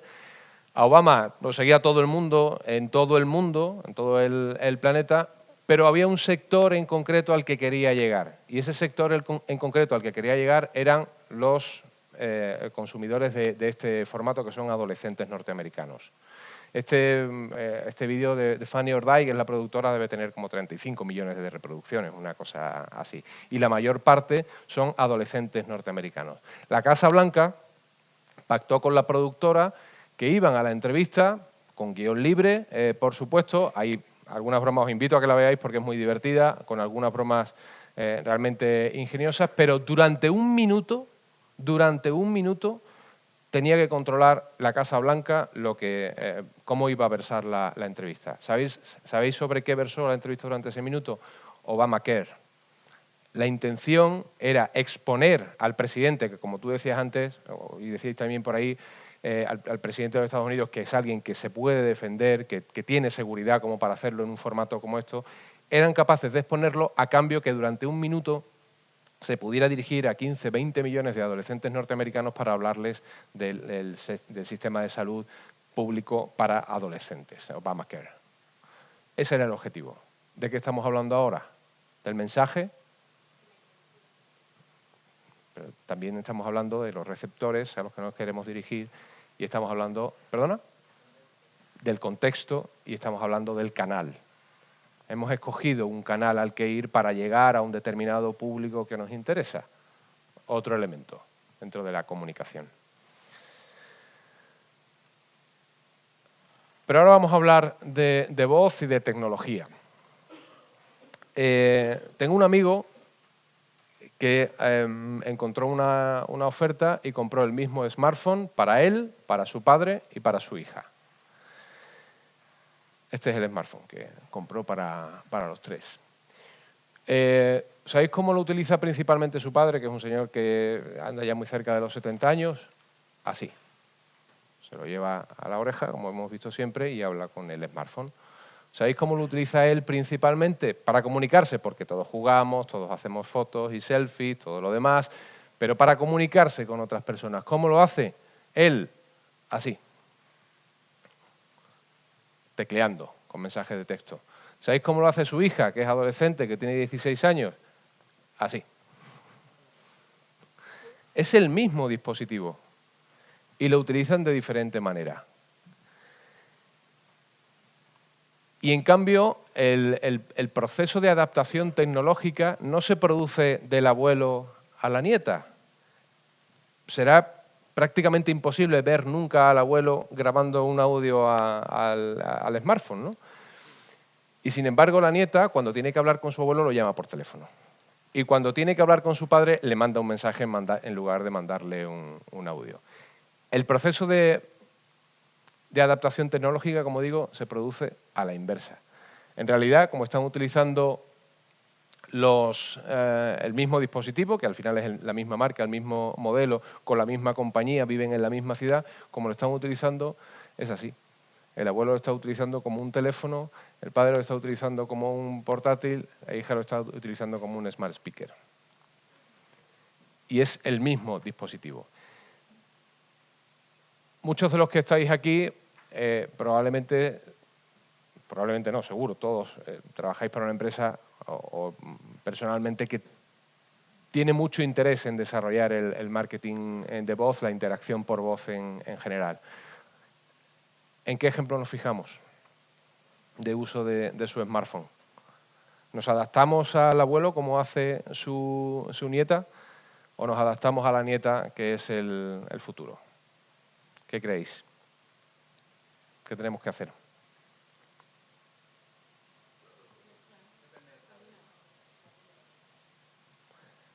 ¿Quién ha dicho las dos cosas? ¿Por qué?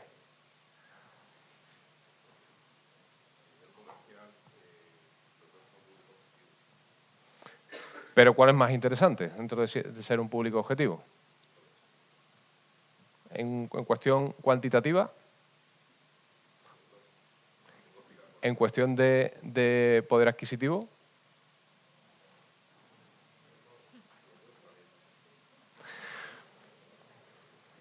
¿Tú qué vendes? Teléfonos móviles, vale. Vale, pues yo he vendido durante mucho tiempo, y es de lo que vamos a hablar a continuación, he vendido el único producto que se manufactura a diario en el mundo y que cuando llega al punto de venta al cliente está caducado. No ha pasado su fecha de consumo preferente, está caducado. ¿Qué producto es ese? ¿Cuál? Es que, ¿sabéis qué pasa? Me he dedicado mucho tiempo a la radio, de oído estoy fatal. A ver. Las noticias. No, las noticias no caducan. O sea, quiero decir, las noticias sí caducan, lógicamente. Las noticias sí caducan, pero es el formato, es el periódico de papel. Es el único producto que se manufactura en el mundo que llega al punto de venta al cliente caducado. Tú imprimes un periódico, ahora os voy a contar una historia acerca de eso. Imprimes un periódico a la 1 de la madrugada, está impreso y en el kiosco te estoy pidiendo 1,20 € porque te cuente lo que ha pasado hasta la 1 de la madrugada. Lo que ha pasado entre la 1 de la madrugada y las 8 de la mañana que tú estás comprando el periódico, no soy capaz de contártelo. Por eso me he inventado una web de noticias digital que lleva la misma marca de mi periódico, el que te estoy comprando, te estoy vendiendo. Te estoy estafando de alguna manera.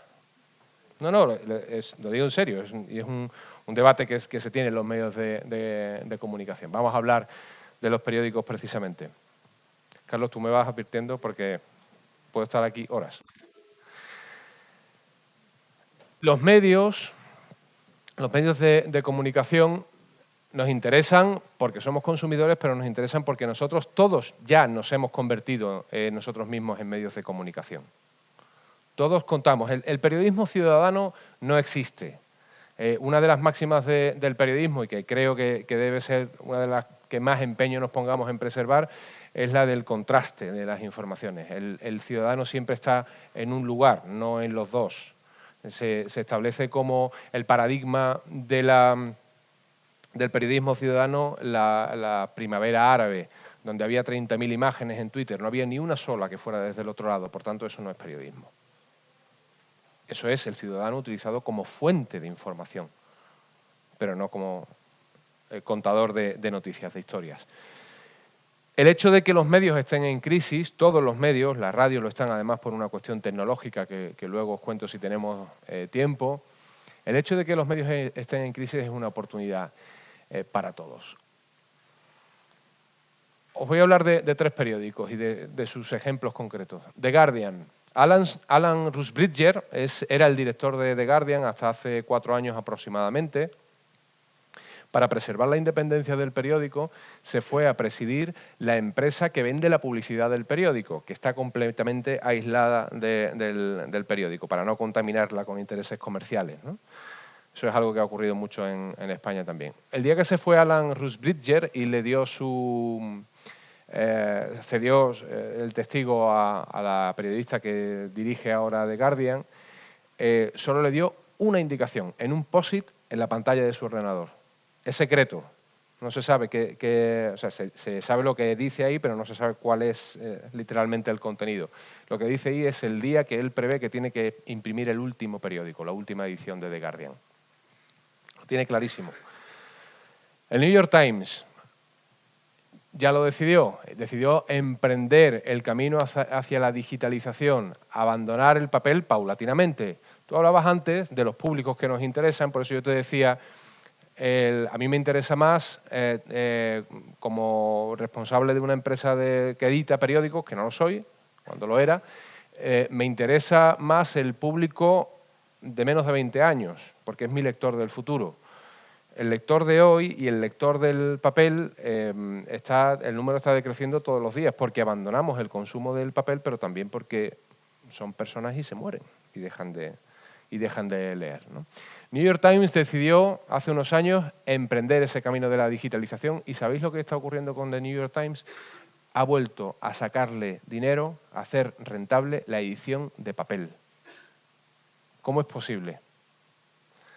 Porque al invertir en la edición digital, lo que ha hecho es prestigiarla. Al volcar todos sus esfuerzos en la edición digital, ha ganado mucho más en reputación entre el público joven, que es el que realmente le interesa, el público que tiene un mayor poder adquisitivo también, entre los 18 y los 45 años, que se supone que es el público más interesante desde el punto de vista comercial. Pero otro ejemplo, periódico local, Savannah Morning News, decidió hace unos años hacer la edición de papel de todos los días en función de lo que había funcionado mejor en web la tarde anterior. Conclusión, a las 2 semanas, y retribuir a sus redactores en función de las noticias más leídas. O sea, si tú publicabas una información que era muy leída, al día siguiente abría el periódico a 5 columnas y encima tú ganabas más. Conclusión, ya nadie quería trabajar en cultura. Todos querían trabajar en deportes y en sucesos.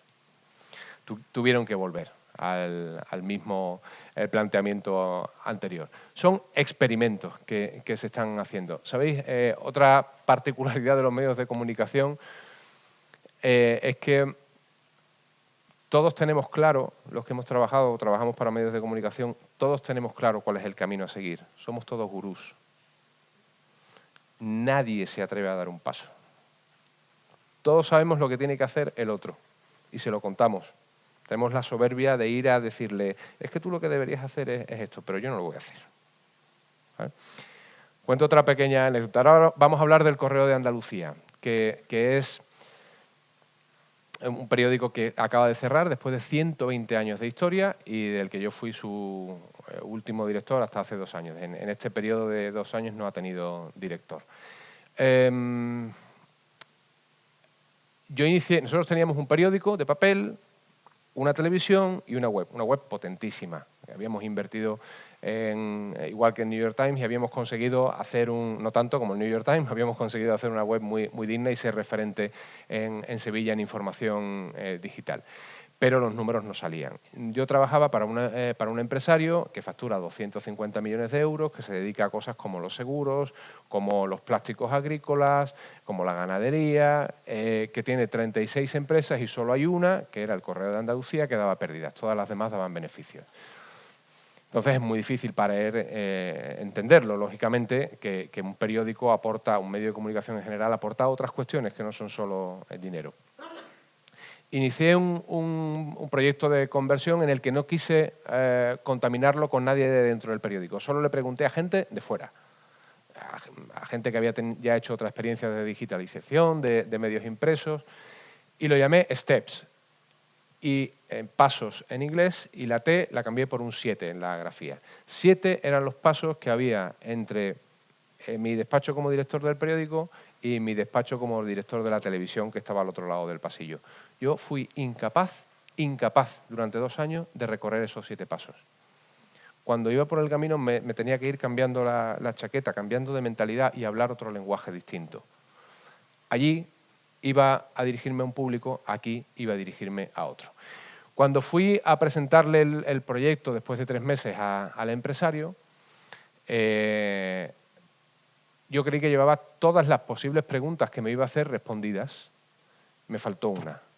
Él me dijo, pero yo ¿cómo voy a pasar a la historia como el empresario que cierre un periódico de 120 años? Cerré la carpeta, me di media vuelta y me fui. Ante eso no puedes hacer nada. Y nosotros lo que estamos haciendo aquí es precisamente tomar conciencia de cómo está cambiando nuestro mundo. Y nuestro mundo,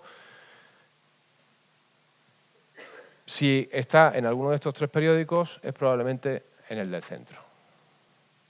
Se ha invertido, se ha hecho una apuesta, se ha iniciado un camino hacia la digitalización y nos hemos encontrado con cosas que no esperábamos, pero el camino estaba bien trazado, sabemos dónde queremos ir. Si nos encontramos otros beneficios por el camino, mucho mejor. Hablamos precisamente del correo para analizar algo que no tiene que ver... al esquema básico de la comunicación se le pueden poner muchas cosas, se puede complicar mucho más todavía. Y hay algo que cuando se trazaron, cuando se diseñaron esos esquemas teóricos de la comunicación no se tenía en cuenta, y que ahora sí, que es la inmediatez. Tú decías antes que las noticias caducaban, claro que caducan. Ahora en periodismo se habla del producto mínimo viable. ¿Cuándo tienes algo que puedes contar? Bueno, producto mínimo viable como se habla en todas las empresas, pero en periodismo también. ¿Cuándo tienes algo que puedes contar porque está confirmado y es una noticia? Ya, suéltalo. Hace unos años, cuando no existía Twitter, era al contrario. Lo guardo. Que no se entere la competencia, que no lo publiquen antes que yo. Yo quiero saber el momento en el que tengo que golpear. Eso ya no existe. Porque los comunicadores lo hacemos con un criterio, con una formación, con un código deontológico, pero yo puedo ser testigo de un accidente al mismo tiempo que es testigo de un accidente mi vecino del quinto, que es fontanero. Y lo cuenta sin filtro, sin código deontológico, sin criterio. ¿Contra quién compito? ¿Contra otro compañero periodista? Sí, pero también contra mi vecino del quinto, que es fontanero. Bueno, hablando de inmediatez, que es algo que también tenemos que tener en cuenta, sobre todo porque ha cambiado radicalmente el perfil del público al que nos dirigimos. No lo voy a enseñar todavía. Noche del 13 de noviembre de 2015, noche dramática. No sé si recordáis lo que ocurrió. Fueron los atentados de París. Era viernes.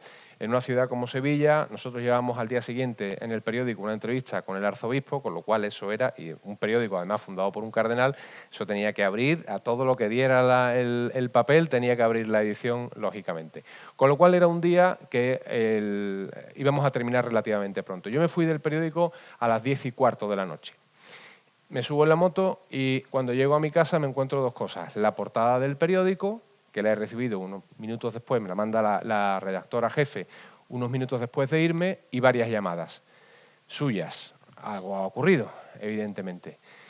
Me dice, la llamo y me dice, no estás al tanto de lo que ha ocurrido en París, yo te lo cuento, hay varias células terroristas activas en este momento, vamos a cambiar la edición del periódico.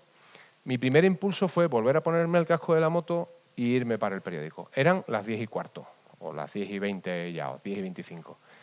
El periódico cerraba, la última página teníamos que entregarla a la rotativa a las 23:50. Si, como ella me decía, había varias células terroristas activas en ese momento, 1 hora y 20 minutos después, la información estaba más que viva, no se podía cerrar el periódico. En un arrebato de, no sé, alguien me iluminó, decidí quedarme en mi casa y decirle, el periódico es tuyo, dile al equipo web que estemos coordinados con la web, pero yo me voy a quedar aquí solo con redes sociales. Fue el día de mayor impacto en redes sociales de nuestra historia.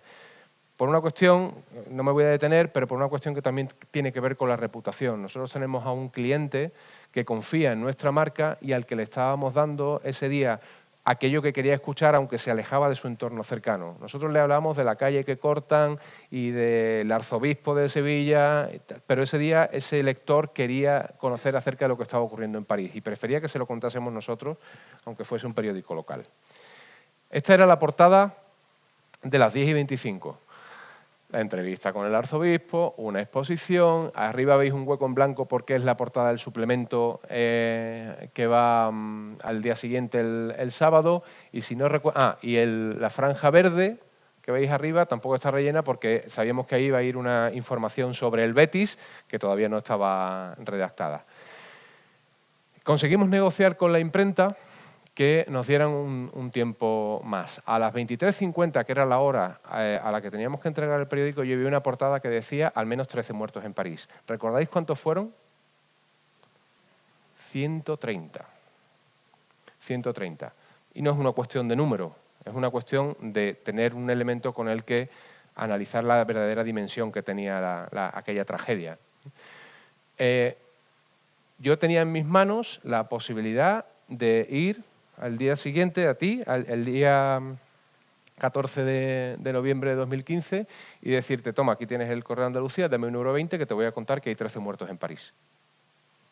Y tú, cuando has ido a comprar el periódico, has leído en mi mismo periódico, en la edición digital, que no son 13, son 130, 10 veces más. Esta es la portada de la 1:30, conseguimos negociar con la imprenta, nos dieron un tiempo más. Esta es la portada de la 1:30 de la madrugada, al menos 60 muertos. Y, por supuesto, ya contábamos lo que tenía que ocurrir. Y esta es la portada web de ese día. La publicidad, lógicamente, está actualizada a día de hoy, pero esa es la portada web de ese día, donde ya se habla de 128 personas muertas, que ya después fueron algunas más. Esto es algo que no puede seguir sucediendo, porque nuestro público... yo tengo hijos adolescentes, tengo mucha peor suerte que Alisa, que tiene un adorable crío de 18 meses. Yo tengo uno de 14, una de 15, una de 16, con lo cual estoy sufriendo mucho. Gracias por vuestro cariño. Nuestros hijos ya no se van a sentar nunca a esperar a ver el telediario que empieza a las 3 de la tarde. Consumirán la información cuando ellos quieran, como ellos quieran, en el formato que ellos quieran. Y si le damos una programación sujeta a un horario y a un día de la semana, será porque les ofrezcamos algo más interesante. Pero si es una serie y se la estrenamos antes en Netflix en bloque, mucho mejor, porque probablemente se van a sentar y la van a consumir. Otro de los elementos que no aparecen en el esquema clásico de la comunicación y que debéis tener en cuenta. La gestión de los tiempos ha cambiado radicalmente. ¿Cuándo comunicamos? Bueno, esto ya lo ha dicho Alisa. ¿Cuándo comunicamos? Los humanos. ¿Cuándo comunicamos? Siempre. Incluso filosóficamente podríamos decir que antes de nacer y después de morir. Porque antes de nacer estamos comunicando que todavía no hemos nacido y después de morir que ya hemos muerto. No podemos dejar de comunicar nunca. De la misma manera que no podemos parar nunca nuestros impulsos cerebrales, o que podemos dejar de respirar conscientemente durante un tiempo, pero no podemos parar nuestro corazón, no podemos dejar de comunicar. Cuando nos mantenemos hieráticos, en silencio, estamos comunicando que no queremos comunicar o que estamos no comunicando. Nunca podemos dejar de hacerlo. Un bebé está comunicando y especialmente comunica en el momento en el que nace, en el que llora, para decir, esto también lo decía antes Alisa, para decir, tengo mucho miedo, estaba muy a gusto, bebía un trago de líquido amniótico, estaba calentito, escuchaba a mi madre latir, se comunicaba conmigo por el cordón umbilical y ahora estoy en un mundo completamente diferente. Necesito gritar, necesito llorar, hasta que me enseñen a pedir una galleta de chocolate sin llorar y sin patalear y sin gritar. ¿Y él es un emisor o un receptor? Las dos cosas, es evidente. Y todos lo somos siempre, somos emisores y somos receptores al mismo tiempo. Hablando de la voz, que ya no me quiero extender en mucho más. Esta imagen no la habéis vivido ninguno, casi seguro, pero la conocéis todos. Se escuchaba la radio en casa, en torno a la radio, y además a mí me ha sorprendido mucho. Nos pasa también cuando queremos compartir un audio con alguien que tenemos cerca, ponemos el audio y todos nos quedamos mirando al móvil o a Alexa, ¿no? Y no tiene sentido, no se va a producir nada, es solo audio. Bueno, pues así ocurría también. Hasta que alguien, y esto es otra oportunidad tecnológica de la que quiero hablaros, hasta que a alguien se le ocurrió hacer algo que expandió completamente la radio, que fue poner un receptor de radio en un coche. En ese momento en el que en los años 20 a alguien se le ocurre colocar un receptor en el vehículo con el que te mueves y que te exige prácticamente toda tu atención sensorial, a partir de ese momento eclosionó la radio, se expandió. Sabéis que en las estadísticas de consumo de podcast, principalmente en Estados Unidos, siempre salen en los primeros puestos la conducción, por ejemplo, el deporte, escuchamos podcast mientras hacemos deporte, y la cocina. Escuchamos podcast mientras cocinamos. Bueno, pues eso está volviendo a ocurrir. Me di cuenta después de poner esta imagen que el tipo va con el móvil, que es algo lógicamente que no se debe hacer, pero bueno, es algo que está ocurriendo. La tecnología de la información también está llegando en este sentido al coche y por tanto desde mi punto de vista, va a suponer también la auténtica revolución para la interacción por voz. Ya lo está haciendo en cualquier caso. Y todo esto que os he contado y que espero que estéis relacionando, vamos a volver a ver ahora por último el esquema de la comunicación de nuevo, para que establezcáis aquello que os ha llegado, que os ha tocado por vuestra propia experiencia, para que lo relacionéis con alguno de los conceptos que tienen que ver con el esquema de la comunicación.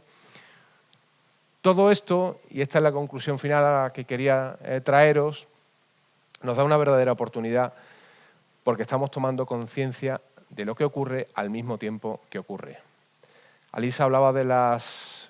No, era Laura quien hablaba de las aplicaciones móviles, de las apps, cómo llegaron y nos sobrepasaron enseguida. No nos está ocurriendo lo mismo con la interacción por voz. Nos estamos dando cuenta de lo que viene al mismo tiempo que viene. Y estamos siendo capaces de predecir el futuro incluso, y creo que en cierta medida es lo que estamos haciendo también aquí esta tarde, incluso de diseñarlo a nuestra medida. También por algo, a lo que también se ha referido Laura, hay una distancia abismal entre la interacción por voz en castellano y la interacción por voz en inglés. Bueno, pues hagamos una lectura positiva de eso y aprovechémoslo para nuestro contexto profesional. Pero tengamos esa oportunidad de la conciencia. Volviendo al esquema del mensaje, o sea, de la comunicación, nos quedaríamos básicamente con esto. Arriba no se ve muy bien, que dice canal, pero son los elementos esenciales: el emisor, el mensaje, el receptor, por supuesto, el código, y por tanto codificación y descodificación, y el canal. Pero incluyamos todos esos elementos de los que hemos hablado y que no se tienen en cuenta en los modelos clásicos, pero sí forman parte de nuestro futuro, especialmente lo que tiene que ver con la interacción por voz y la importancia del mensaje. Por último, lo que he hecho durante estos 30 minutos básicamente ha sido contaros historias. Y lo he hecho porque en eso es en lo que creo. Creo que el mensaje se modela, se compacta, se empaqueta, se envía y se recibe, sobre todo se recibe mucho mejor cuando lo que estamos contando es una historia. Las historias tienen protagonistas, tienen personajes, tienen escenarios, tienen planteamiento, nudo y desenlace, tienen todos esos elementos que son los mismos que tiene el cuento que Alisa le cuenta a su hijo por las noches o que nuestros abuelos nos han contado a nosotros. Son historias que la principal virtud que tienen es que acercan, humanizan a nuestro receptor y por tanto hace mucho más fácil que seamos capaces de hacerle llegar el mensaje. He dicho ya 4 veces que terminaba, ya de verdad termino. Carlos. Este programa se llama What the Fuck. Su presentador es Marc Maron. ¿Le conoces, Alisa? Es un comediante. No. Es un tipo que se quedó sin trabajo y decidió hacer un podcast en su casa. Está en el garaje de su casa. Empezó en 2009. Fue uno de los precursores del podcast en inglés. Y tiene mucho tirón, tanto como este. Va Obama a su casa que le hagan una entrevista. Obama está siendo protagonista inmerecido de esta tarde, pero bueno, como tú decías antes, es que se lo merece. Y con esto, ¿qué quiero decir? Todos tenemos a nuestro alcance desarrollar proyectos que, si están bien planteados, tengan un buen recorrido, porque las tecnologías, otra cosa que están haciendo evidentemente es democratizar la comunicación, que todos compitamos con mi vecino del quinto, que es fontanero, como antes decía, a la hora de contar algo que está pasando. Así que son teorías, desde el punto de vista de la teoría del modelo clásico, en crisis de la comunicación, pero esta es la reflexión final. Tenemos la oportunidad tenemos una oportunidad en ser conscientes de cómo está cambiando todo esto. Muchas gracias. Y perdón. Muchas gracias, Óscar. Tenemos aquí un pequeño agradecimiento por tu participación. Entonces, bueno, Alisa, Óscar, no os vayáis. Si estáis oyendo un ruido de cascos de cristal, porque estamos preparando aquí detrás de la cortina que nos tomemos unas cañas tranquilamente, pero no sé si antes queréis o tenéis alguna cuestión. Tiene por ahí nuestra amiga Ángel algún micrófono. Entonces, si os gustaría comentar algo o lanzar alguna pregunta, por favor, Alisa, por favor, Óscar. Si os apetece preguntaros algo o tenéis alguna duda, pues sí, por favor, sentaos aquí tranquilamente. Y sí, pero voy a dejar no te preocupes, mientras no está en el otro. Entonces, sí.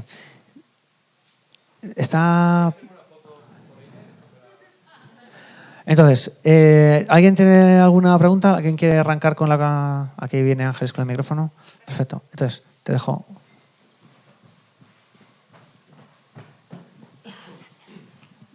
Hola, ¿qué tal? Me llamo Maricé y quería consultaros porque yo tengo 3 niños pequeños también y me doy cuenta de que hablamos mucho de cómo tiene que comunicar la inteligencia artificial, pero yo me doy cuenta de que ellos, o sea, ¿cómo deberíamos terminar hablando nosotros con esa inteligencia artificial? El otro día mi hija Amanda de 3 años, le he enseñado la funcionalidad en Google para que busque las cosas que quiere, entonces le habla, por favor, o sea, le dice, por favor, Google, ¿me puedes buscar?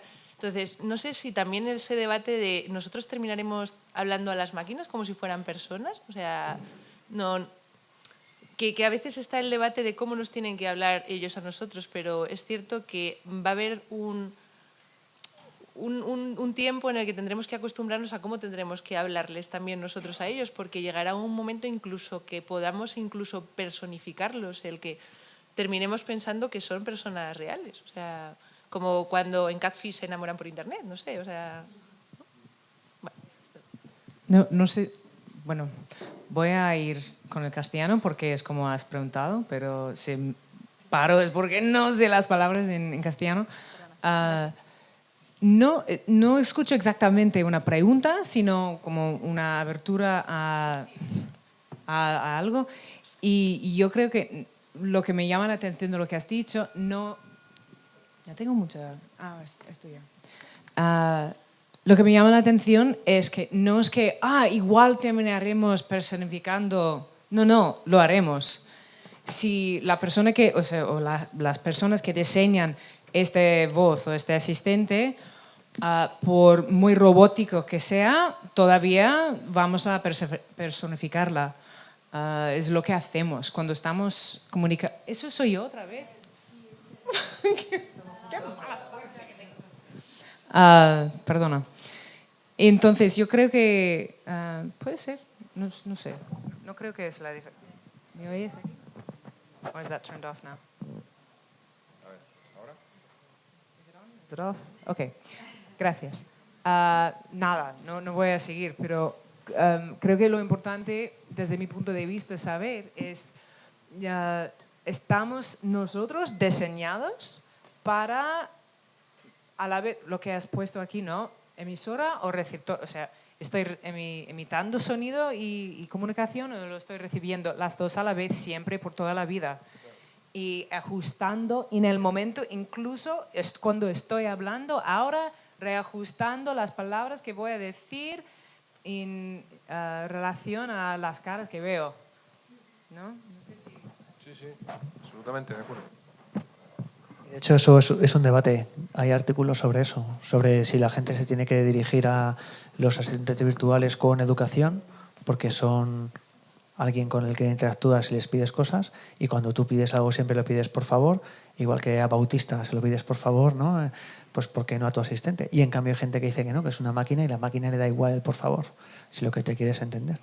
Entonces eso es un debate de la ética, ¿no? De la ética de la interacción con un asistente virtual. Y no hay una respuesta correcta. Yo creo que al final la respuesta correcta es si tú crees que alguien debe pedir algo por favor, le dirás que lo pida siempre, y si piensas que una máquina que se joda, con perdón. A veces ella habla en inglés, yo en francés, entonces no pasa nada. Pues yo creo que no hay una respuesta correcta para eso. ¿Alguien tiene alguna otra pregunta? ¿Queréis comentar algo con Elisa o con Óscar? Os pasamos el micro. Sí. Gracias.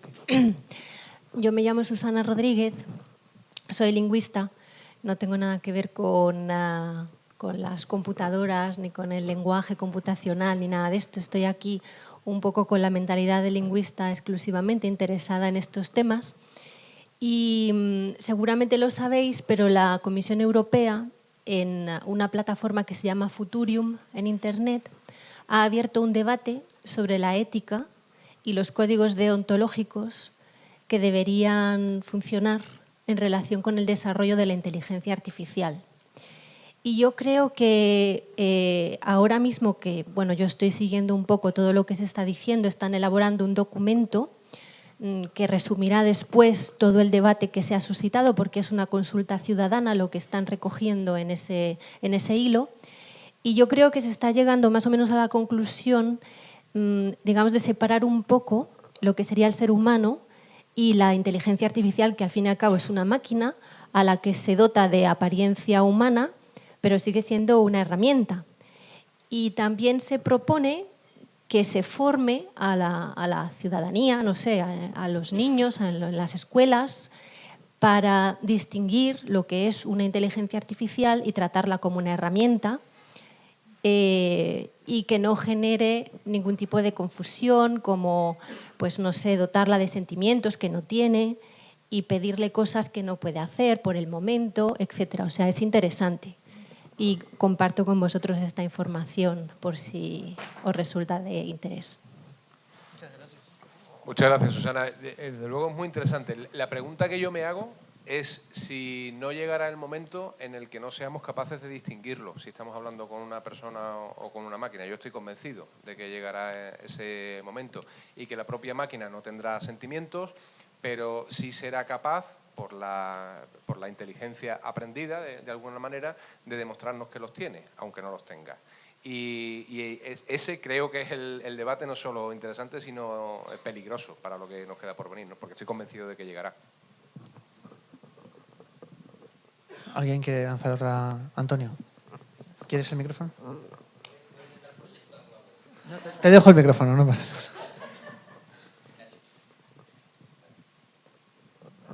Nada, soy rápido. En cuanto al tema en el fondo va un poco en la misma línea. Yo dentro del garaje, cuando voy a girar, pongo el intermitente. Lo que quiero decir es que creo...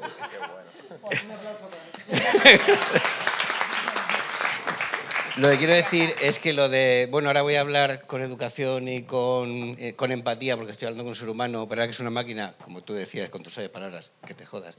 Entonces, lo veo una mala costumbre, lo veo que no está bien, porque además cuando cuando bajas a la agresividad, bajas a ese tipo de cosas, está perdiendo riqueza del lenguaje y la riqueza emotiva que decía Elisa de la comunicación.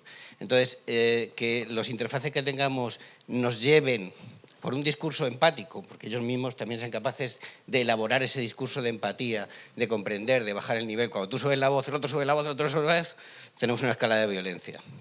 Si logramos que estos interfaces mantengan un discurso empático y que nos mantengan en ese nivel, toda la comunicación va a ser mucho más rica. Vamos a poder transmitir mucha más información, vamos a poderla transmitir mejor y vamos a poder llegar a más. Así que yo seguiría poniendo el intermitente, vamos. Gracias.